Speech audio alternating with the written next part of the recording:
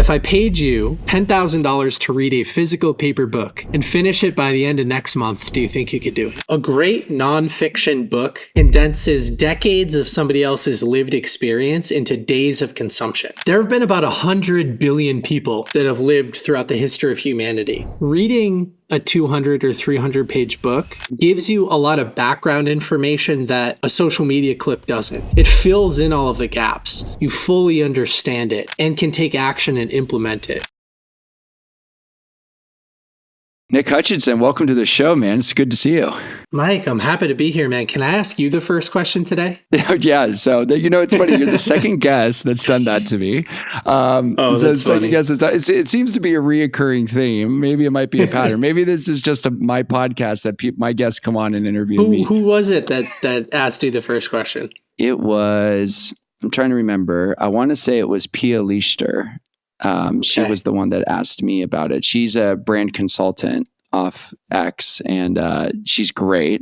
We started following each other like 6 months ago, and I had her on the show. Oh, that's too funny. Well, here is my question. Hopefully it's not the same question. No. What is the best book that you read in 2023? Because we just wrapped up 2023 at the time of this filming. Yeah. So I'm curious, what comes to mind when I ask you that question? The best book that I've read, I actually have it. So I'm going to give you a visual aid on this. Oh, I love that. Yeah, no, this is going to be good. Let me pull this out. This book here. I have not read that. It's 177. For those of you who can't see, this is the audio version. 177 mental toughness secrets of the world class. The thought processes, habits, and philosophies of the great ones by Steve Siebold. I hope I got that name right. That was the best book I read. And the reason why that book is so great is because when you dive into it, and I'm opening it up right now, it has these passages in this, and you can see this, Nick.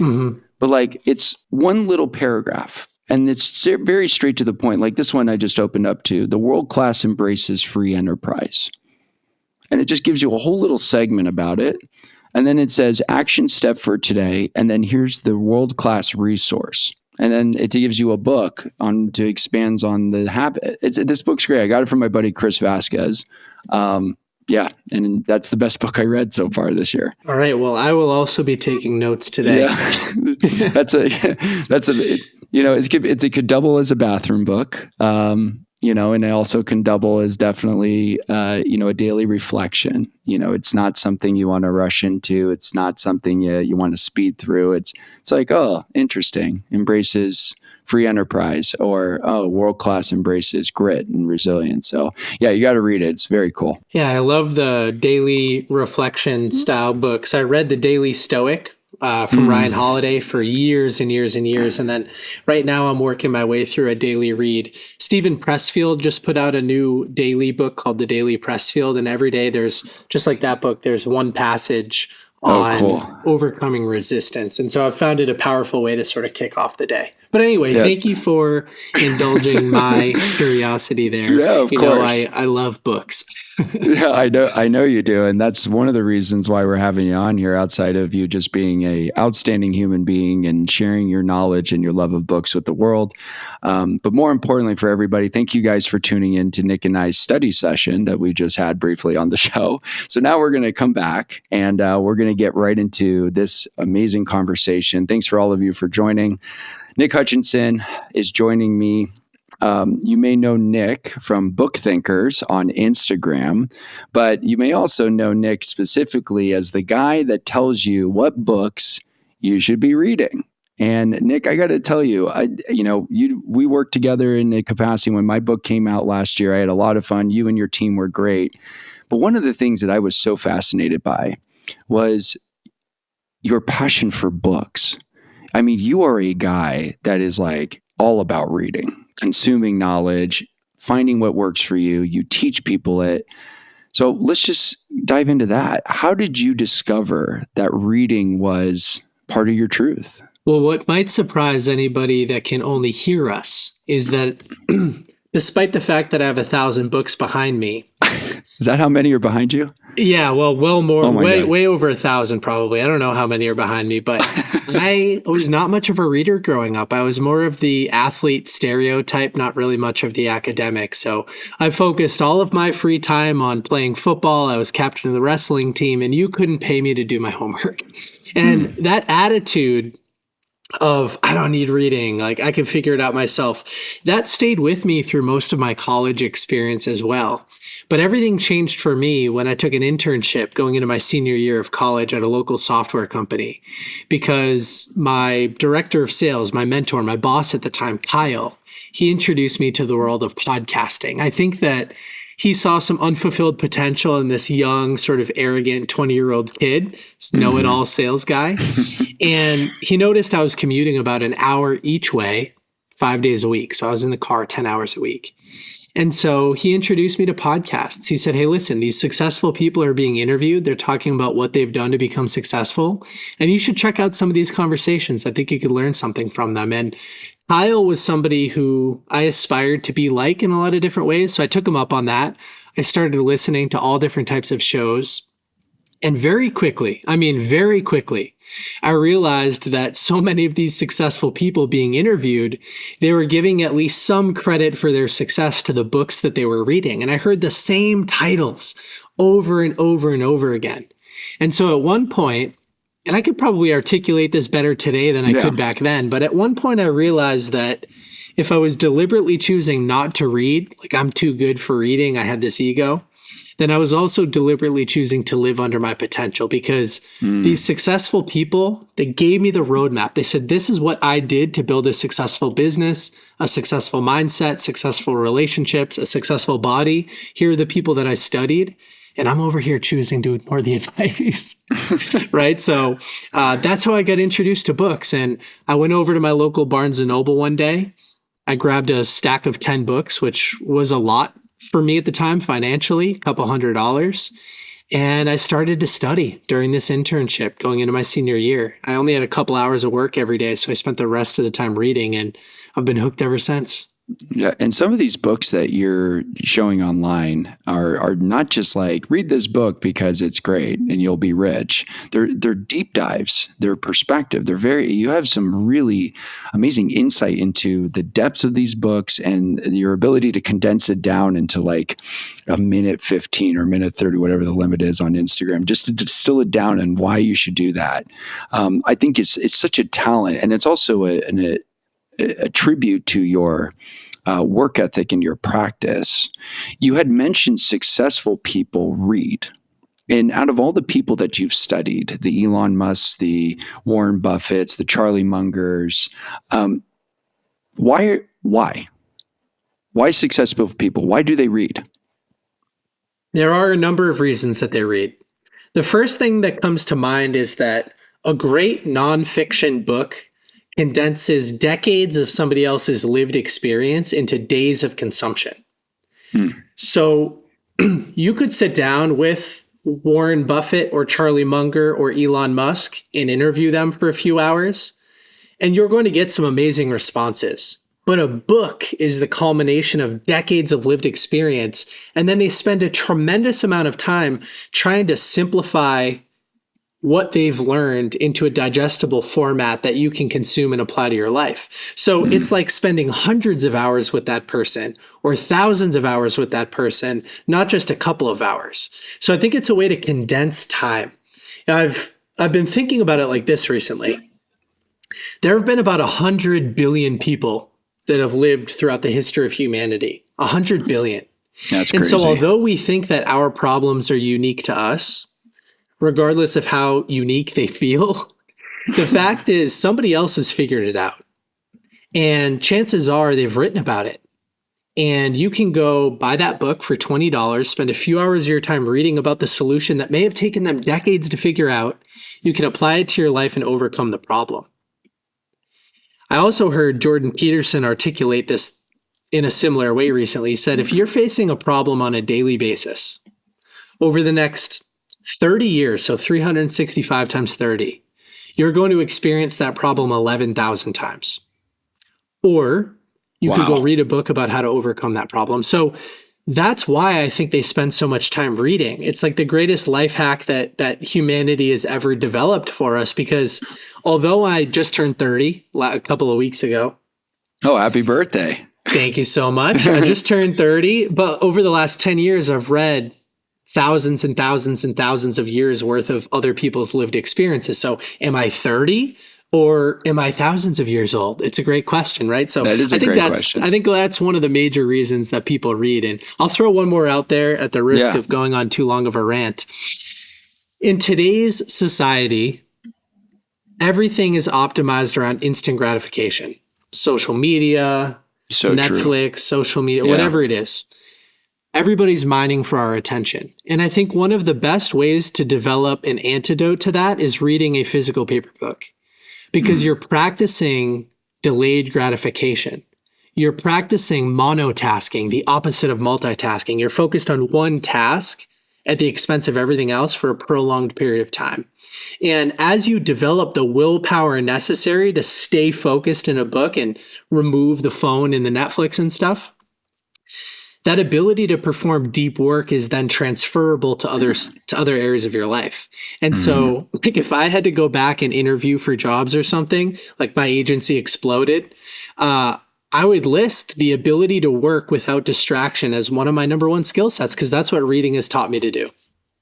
That's amazing, especially because you're looking at it from the lens of, what does this bring to the table for me in my own self-development? I love how you said, am I 30 or am I thousands of years old? Yeah. And, I hope not biologically, of course, but, I actually just ordered a biological age test for one of my younger brothers and for me, because he keeps making fun of me now that I'm 30, and I think I'm actually younger than he is. So we'll see. Yeah, we'll see. Well, the numbers don't lie, right? Yeah. The notion of instant gratification in our society, it was so true when you said that. And I wanted to expand upon that a little bit more, because, you get to people who are, you get the readers of James Clear, or BJ Fogg. And they, for those of you who don't know, BJ Fogg wrote a great book called Tiny Habits. James Clear wrote a book called Atomic Habits.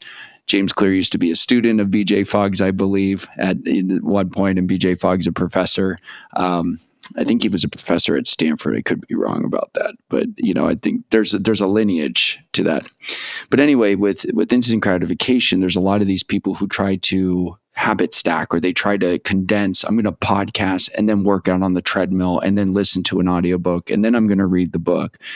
And I think when you brought up instant gratification, it reminded me about the overconsumption of information, where it's almost too much input is happening with us in order for us to succeed and excel. And you work with a lot of entrepreneurs and you work with a lot of book authors who are wanting that type of attention. They want people to just binge watch or binge read or binge listen to all of their content. But you're pushing books.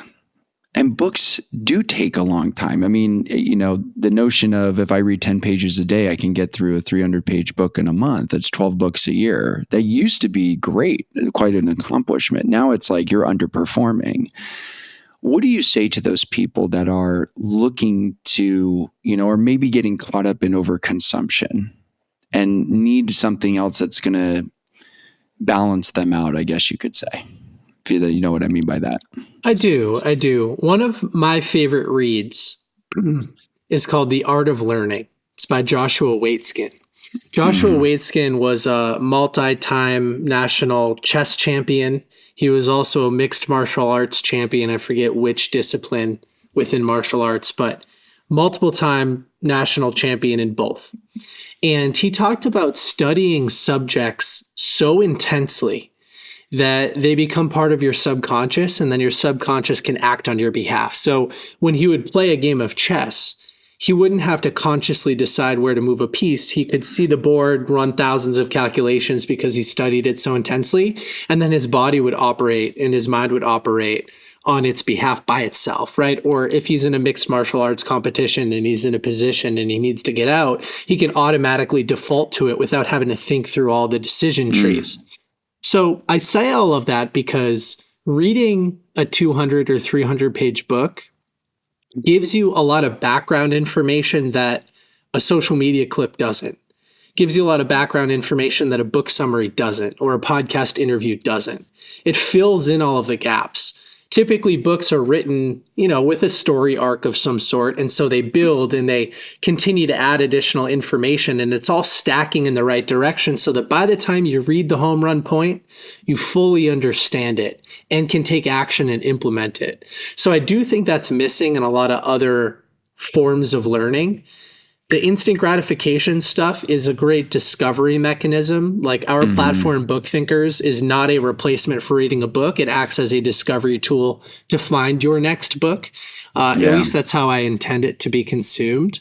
And so, reading as a form of learning is slow, but you'd have to read like 300 separate one-page articles on a subject and somehow have read them all in the right order to get the same thing that Atomic Habits teaches you, right? It's all laid out. Interesting. So that's how I think about it. For those people out there who are listening right now that are not readers, they're like, oh man, I can't do books. It's just, I don't have time for this. I'd rather just listen to it on 2x speed on Audible and just like crush this whole thing. Or, podcasts, I feel like I know the person. What do you suggest to those people that maybe they do want to read, but they just like are so intimidated by the process of slow and steady and reflection? How can someone take a jump start, or that first step, so to speak, to reading a book? I have so many things to say to that person. So if you are that person listening or watching today, I'm speaking directly to you. I love to start by asking the following question. If I paid you $10,000 to read a physical paper book and finish it by the end of next month, do you think you could do it? And everybody that tells me they don't have time, right? Everybody goes, yeah, I could do that. I could read 5, right? So by saying yes to that question, you fall into my trap. And here's my trap. Okay. You've admitted that it's not a question of whether or not you can read, but it's a question of whether or not you value reading enough to prioritize it over something else, an audiobook, a podcast, Netflix, scrolling on social media, insert whatever you like to do. So once we get to the point where we go, okay, I could read, I'm just choosing not to. Why should you read? I mean, we've already talked about some of the reasons that I think you should read. It's condensing decades of somebody else's lived experience into days, and you're lengthening your attention span, and you're practicing delayed gratification. But in terms of like what's like a little taste, how do you get started? I do recommend reading for 15 minutes a day.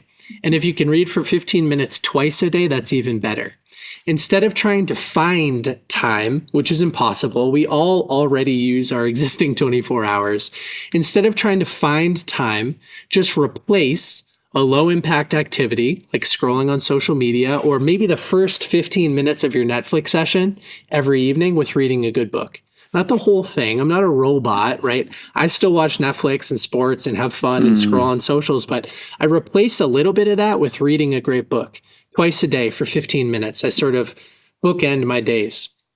And just like you mentioned before, the math is crazy. 30 minutes a day is roughly 20 pages for somebody who's just starting out. 20 pages, 5 days a week. It's 100 pages a week. That's a book every 2 or 3 weeks, if you can follow that consistently. And it's not a huge ask, right? To serve your future self, to learn things today that you can leverage for the rest of your life. Not a huge lift. I'll say one more thing, which everybody listening probably won't love, but I forget the exact math, but I think roughly 70% of the inputs to our brain are visual. 70%. So by default, if you're only listening to something, you're at a disadvantage. It's harder to form an emotional relationship with that information and store it efficiently. And if you're only listening to something, my guess is you're probably multitasking. A big portion of your visual input is probably the road right now, if you're in the car, or, chores around the house, or a set of weights at the gym. And so you are at a disadvantage if you choose to multitask and you choose to ignore the visual input to your brain and only listen to something. Podcasts are so much better than just listening to music, right? So I think that they are better than, but I would say in terms of audiobooks, if you're listening to something that is a biography or it's just satisfying a curiosity of yours, like go ahead and listen to it. I listen to 20 or 30 audiobooks a year. But if I'm really trying to understand and implement information, I default to the physical paper book because I know there are advantages to reading it. Yeah. And one question I had for you is you said 15 minutes twice a day. Why not suggest pages instead? That seems like a little bit more obtainable. Yes, I think there are so many different ways to read. In my book, Rise of the Reader, I kind of outlined 3 common formats. So X number of minutes per day, X number of pages per day, or until you've learned X number of new things per day. So I think there are a few different ways to do that. The reading speed of a book depends on a number of variables, the size of the font, the complexity of the language, the subject matter, whether or not you're familiar with it or not. Are you going to have to stop and look up words? How often is that going to happen? And so 10 pages could take you 10 minutes or it could take you an hour. Whereas if you just say 15 minutes, at least it's a consistent thing in your schedule. Yeah. And speaking of your book, Rise of the Reader, I know first off, congratulations on that. I know that was a project. That was a lift. Even from a book guy, that is quite the lift to write your own book, especially after consuming everybody else's book for so many years. For you with this book writing process, talk to me about what was it like for you to take all of this knowledge that you have consumed over the years and distilling it down into a book for someone else to consume. I'm curious to see what was the challenge like for you? Was it a challenge or was it easier than you thought it was writing this book? It was so much harder than I thought it was going to be. So a few years ago, really, 3 years ago, I was presented with an opportunity to write a book. So one of our business partners who refers business to us, they run a self-publishing services company. They said, hey, if you ever want to write a book, we'll kind of comp you our package, help you develop the book, get it properly edited and formatted and stuff, go through our process in exchange for an ad in the back of the book for our business. I said, okay. And I committed 3 years ago to start writing the book. And I started on fire. I had a lot of energy. I went to the same coffee shop every morning for 3 months. I did my yellow pages where I would sort of warm up before I started writing, and I would write. And then as my agency was growing and, I'm traveling and other things are taking priority, I would stop writing for a few months. And then the whole inspiration for the book came from the fact that I was being asked the same questions over and over and over again from my community. People would say, hey, Nick, appreciate the recommendation. What's another good recommendation for this subject? Or how do I choose the next book I'm going to read? Or how do I take great notes? Or how do I retain more from the books I'm reading? How do I take better action? Right. So every time one of these questions would come in, I'd get a short burst of inspiration and I'd go write for a little while and answer that question and go, ooh, this is an interesting perspective for the book. But it was hard, balancing priorities with my agency and my wedding and travel and all that kind of stuff.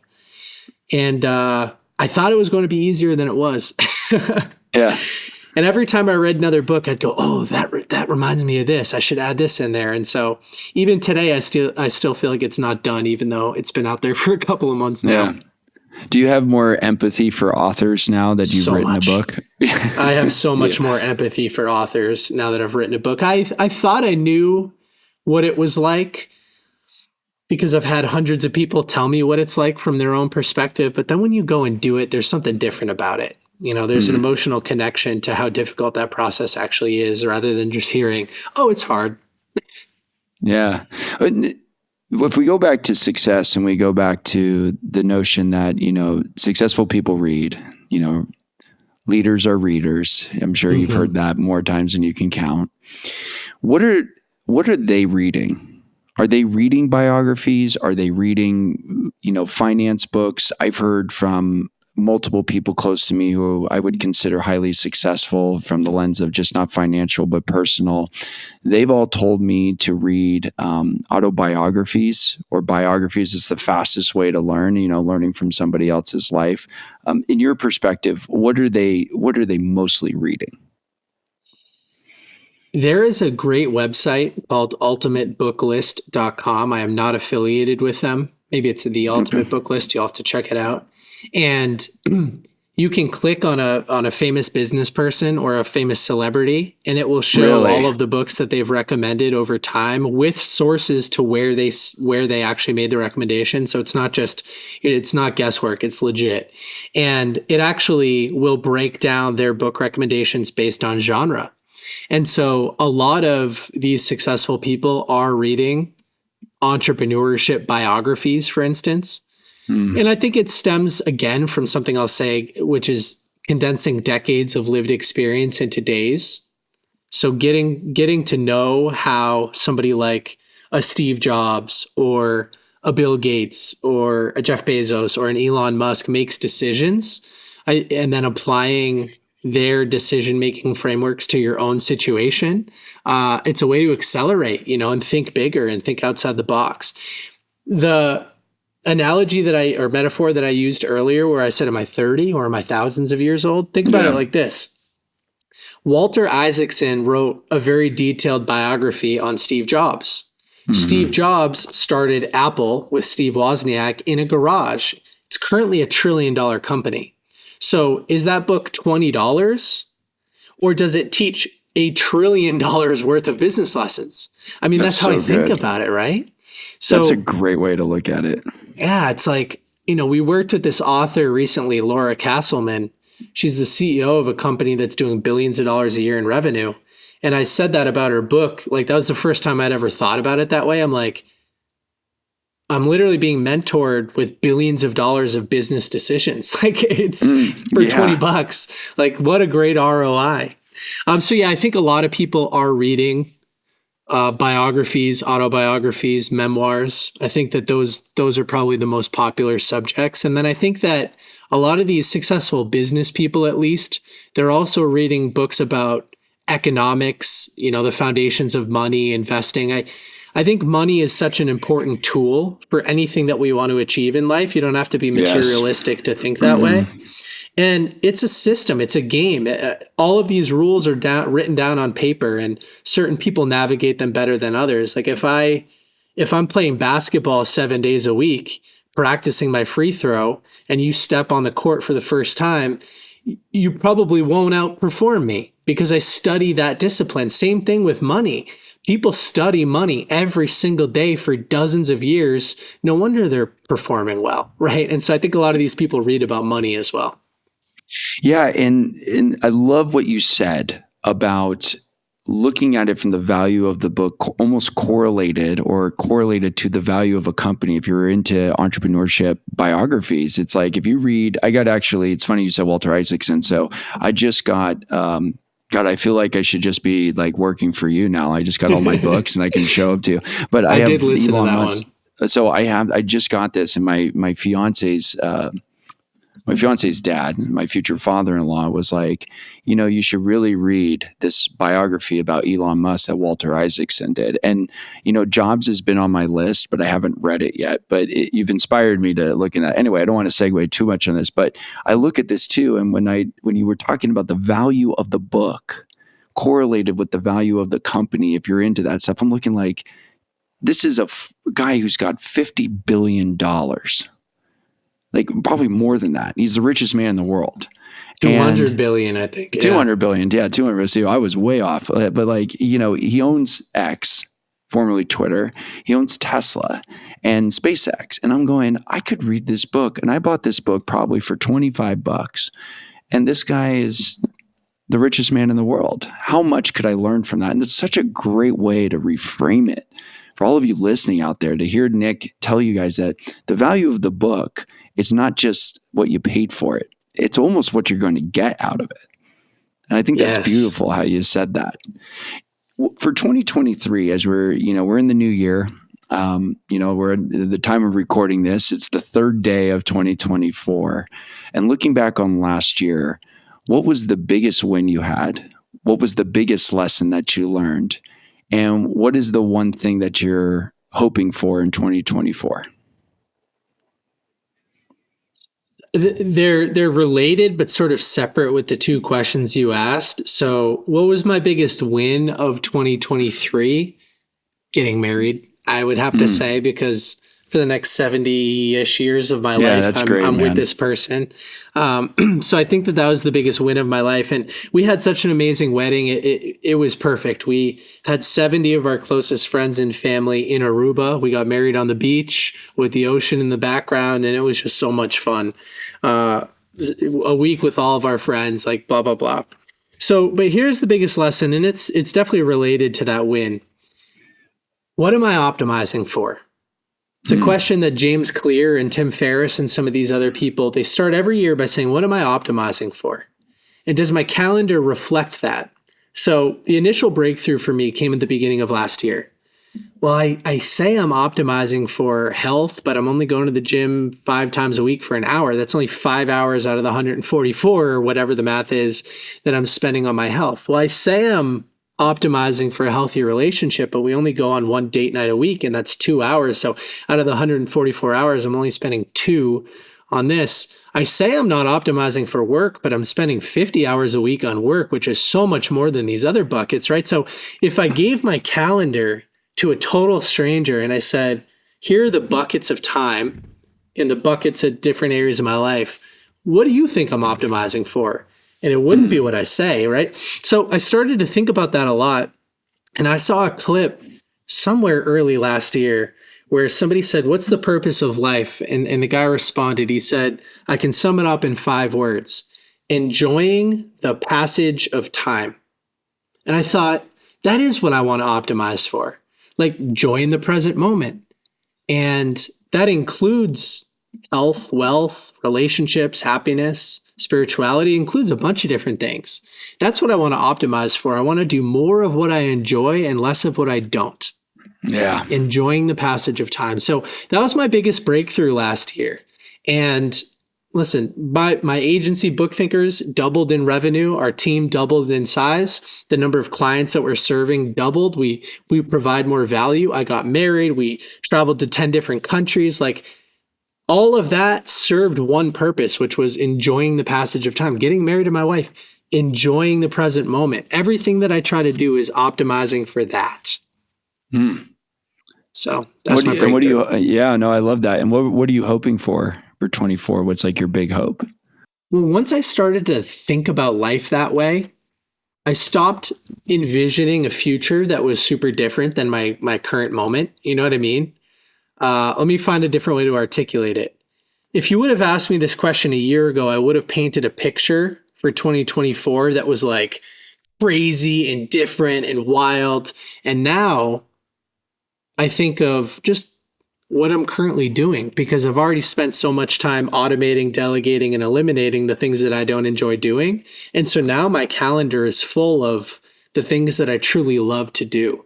And so what does 2024 look like? I mean, yeah, we have business goals of doubling the business again and stuff like that, but I'm just trying to enjoy my time. That's what I'm optimizing for. I love that, man. Yeah, that's one of the reasons why I started Live Your Truth Media was time freedom and helping people. You know, it was so important to me. And I had a really good role model, my dad, about time freedom. And he was a CFO for a really long time. And I've shared this before on the show, but you know, my dad was a very successful CFO. And one of the things that he had always done, and I don't know how he did it, was he was running companies with people for 50 years where there wasn't really automation, but he always had time to work on his cars. He always had time to go to sports games, and he always had time to garden. And I never understood how he was able to do that. And like now I think it's so much easier to automate, you know, delegate and eliminate like all of these things because there's software and there's tools. Like imagine when it was like 20 years ago where there was barely any of that. So I love hearing that time, you know, that time and enjoying where you're at right now is so important to you, Nick. I mean, that's great, man. Yeah. Thank you. I recommend everybody that's listening or watching, if you use your calendar, like if you live out of your calendar like I do, go back a month or something and look at an entire week and then change the icons in your calendar to red if they took energy away from you, yellow if they were neutral, and green if they brought you energy. And then look at that color map and say, man, I've got to get rid of everything that was red or yellow. It's something that I've done a number of times. And another thing that I'll mention, just kind of tying into the road ahead and miles behind for a second, is that one of the goals that I do have kind of moving forward with my family, I've got a family first tattoo and everything, is to spend more time with my parents. And so for Christmas this year, my wife and I, we gifted my parents a trip with us to Iceland. So round trip tickets, covered the whole thing for them. And there's going to be a lot of driving, kind of like a road trip in a way. And to get to know them better and spend more time with them, because I'm one of 4 boys. Everybody's got a life partner. And so when the family's together, it's chaos. There's not a lot of one-on-one time. And so this was an opportunity for us to say, like, hey, let's go have an intentional sort of like trip with just you guys and get to know you better as friends. And so I'm really excited for that. Man, that is so cool. I am so glad you get to do that. When I took that trip with my dad, it changed my life forever. So I am so glad that you're doing that. And I haven't been to Iceland yet, so you'll have to let me know. I've been a couple of times now, man. I absolutely love it. And it's so wild and different than anything you could see here. That's why I wanted to bring them there. The volcanoes and the geysers and the crazy waterfalls and it's like Game of Thrones landscape. It's crazy. Yeah, I know. God, what is such a great show. I mean, we could probably do a whole other podcast about the last season, but I know that's like forbidden in, Comic-Con circles. Anyway, Nick, we are coming on the last segment of the show. And before we get into it, I just want to thank you so much for your knowledge and for your time and just sharing your truth and your passion for books and for reading. I do encourage everybody to get Rise of the Reader. It's a phenomenal book. It is going to be so powerful for all of you looking and finding what is going to be the answer for 2024. And I'm telling you, the books is a way for that. And Nick is a guy that I would default to as how you can read, how you can increase your reading, how you can retain your knowledge, and more importantly, why leaders are readers. So Nick, thank you for that. And also just thank you for just sharing your knowledge. I took a ton of notes on here. I would love to share with the audience and the community afterwards as well. It's been really great. So thank you again. Where can people find your book and where can people follow you? If anybody listening or watching wants a custom book recommendation from me, so this is kind of how I'll start things off. One of my favorite things to do is sort of play this book matchmaker role, right? I genuinely believe that the right book at the right time can change your life. So anybody is free to direct message me on Instagram at BookThinkers and tell me about a problem you're facing or a skill that you want to develop. And I might ask some follow-up questions, but I will provide a custom book recommendation to you and act as your accountability buddy. Follow up with you in 30 days to see if you've read the book and what you've thought about it so far. And then from there, that's awesome. Thank you. And there are links in our bio on Instagram for the book and everything else that I've got going on. Yeah, and we'll make sure for everybody, we'll include the links so you can follow Nick. You can find your you find your dream book, not your dream woman. Yes. He's not that type of matchmaker, but he will find a book for you. And Nick, as we're getting into this part of the segment, man, again, thank you so much. But I ask every single guest to tell me their definition of living your truth. So Nick, what does it mean to you to live your truth? I'm going to sound like a broken record because I'm going to use some similar language here again.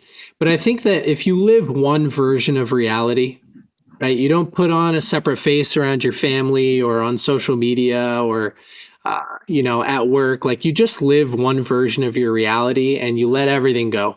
Everything's aligned. I think that's the most authentic version. That's the most authentic truth that you can live. I think life gets confusing when you, as one human being, try to play multiple roles in society and you have to wear a different face around different people and have different storylines. And it's too confusing. And so the most authentic, truthful version of yourself is the one who enjoys the present moment, enjoys the passage of time, optimizes for what they like to do, automates, eliminates, delegates, whatever, the things that they don't like to do, and shows up. They're of service to the world. I think we all have something very unique to teach and monetize in a way too, because again, that's important. Yeah. So yeah, just somebody who's aligned, and they're like, I'm the same exact person in front of my family as I am in front of the BookThinkers community, as I am on podcasts as I am when I'm traveling internet. Like, you can meet me anywhere and I'm going to be the same person. I think that that's what it means to be authentic. And unfortunately, society has so many weird restrictions and constrictions and suggestions and sometimes limitations that it tries to force on us to bend our reality and force us away from what we truly want to be and do and look like and say and blah, blah, blah. But anyway, without rambling anymore, that's kind of how I think about it. No, that's a beautiful definition, and authenticity is actually my word of the year. And it's more, and I couldn't agree more with you. It's we as a society are constricting people from expressing and living freely and fully as they are and as they want to be. And so, the goal of this show is to promote that type of narrative for people, that it's okay for you. You have the permission, you have the opportunity to express and be who you are and to live your life as you desire. And with that being said, thank you, Mr. Nick Hutchinson, for all your time, buddy. I really appreciate it. And an amazing episode as always. And thanks to all of you for tuning into this week's episode of Live Your Truth Now. If you like what you heard, please give us a follow on Apple, Spotify, or wherever you get your podcasts. And if you're watching this video, please go ahead and subscribe to our YouTube channel if you haven't already. I'll see you next time. Take care, everyone.